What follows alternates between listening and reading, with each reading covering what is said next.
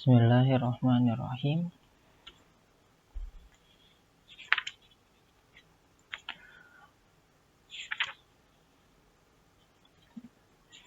Abda'u bismillahi warrahmani wabirrahimi daimil ihsani.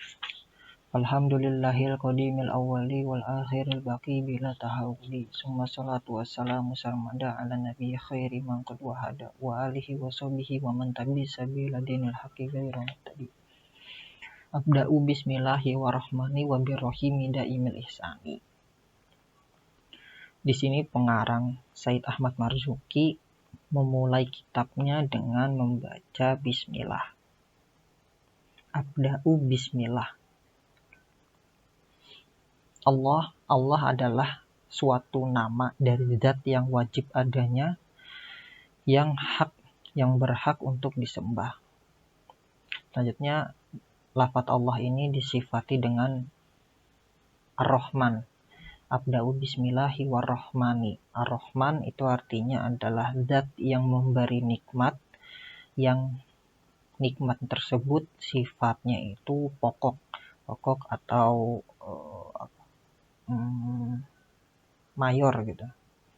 Seperti iman. Jadi kita diberi iman sama Allah, itu sifatnya pokok. Kita diberi kesehatan, afiah, warizki, kita diberi rizki, diberi kemampuan untuk mendengar, kemampuan untuk melihat, itu masuk ke dalam sifat Ar-Rahman, yaitu sifat yang di dalamnya itu mensifati Allah adalah zat yang memberi nikmat, yang sifat dari nikmat tersebut adalah sifat yang mayor. Yang kedua, disifati dengan Ar-Rahim, War-Rahmani wabir-Rahimi. Rahim itu maksudnya adalah sifat bagi Allah, di mana Allah tersebut adalah zat yang memberi nikmat, yang nikmatnya tersebut termasuk dari nikmat-nikmat yang sifatnya itu minor. Minor maksudnya cabang-cabang dari yang pokok tadi.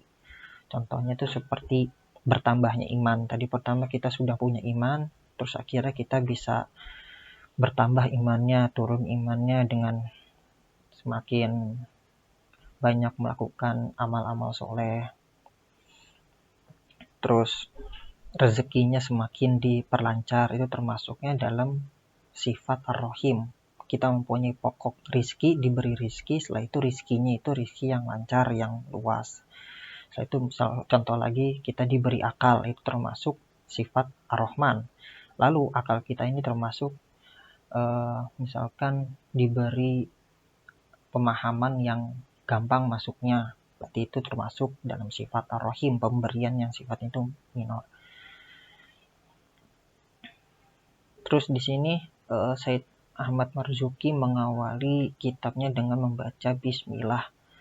Membaca bismillah ini tuh alasannya karena pertama beliau mengikuti Al-Quran dari sisi runtutannya, dari sisi urutan Al-Quran, yaitu diawali dengan bismillah, Al-Fatihah itu, bukan dari segi pertama yang paling turun. Terus yang kedua, beliau juga mengamalkan dari hadis Nabi yang berisi kullu amrin dzibalin la yubda'u fihi bi bismillahirrahmanirrahim fahu abtar. Setiap perkara yang mempunyai kebaikan di dalamnya tapi tidak diawali dengan membaca bismillah, maka perkara tersebut itu bahasanya akto, terputus, atau ditafsiri dengan kurang dan sedikit berkah dan kebaikan di dalamnya. Yang ketiga, alasan kenapa dimulai dengan membaca bismillah itu karena mengikuti Nabi. Nabi itu dulu ketika menulis surat atau tulisan-tulisannya itu diawali dengan bismillah. Seperti banyak kitab yang menerangkan, kitab-kitab sejarah yang menerangkan bahwa Nabi melakukan hal tersebut. Alhamdulillahil qadimil awwali wal akhiril baqi bila tahawuli. Alhamdulillah. Alhamdu itu kan artinya puji. Cuman dalam bahasa Arab tuh dari segi bahasa, alhamdu itu artinya pujian menggunakan mulut. Pujian yang bagus menggunakan mulut, sukarela, dan menunjukkan rasa hormat atau rasa mengagungkan, entah itu memberi pujian tersebut karena menerima nikmat atau tidak, itu dari segi bahasa. Adapun kalau dari segi syariat, istilahnya alhamdu itu artinya adalah suatu pekerjaan yang timbul dari mengagungkan zat yang maha pemberi nikmat, yaitu Allah, karena Allah itu sendiri adalah zat yang memberi nikmat itu. Meskipun pujian tersebut diberikan kepada orang yang bukan memuji, nikmat tersebut diberikan kepada orang selain yang memuji.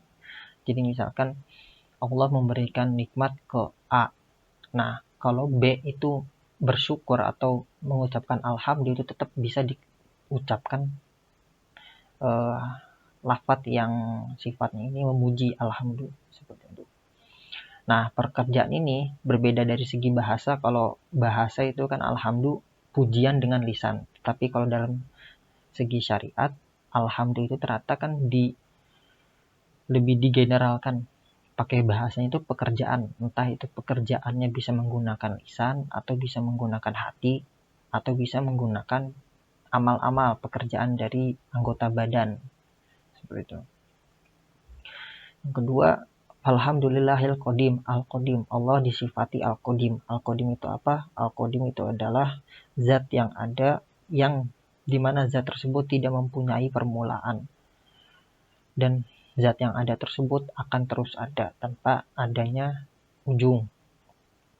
Jadi Allah itu tidak terikat dengan waktu, bahkan di luar dari waktu itu sendiri. Al-qadim itu artinya bukan dahulu, tapi al-qadim itu artinya ada. Bahkan bisa disebut bukan ada sebelum waktu itu ada sendiri. Jadi di luar waktu, di luar ruang dan waktu. Terus al-awwal, al-awwal, Allah disifati al-awwal. Maksudnya itu al-awwal adalah ada sebelum semua perkara. Terus disifati lagi dengan al-akhir. Akhir artinya ada setelah semua perkara. Nanti kan semua perkara itu bakal rusak. Berbeda dengan Allah akan terus ada dan tidak akan ada akhirnya.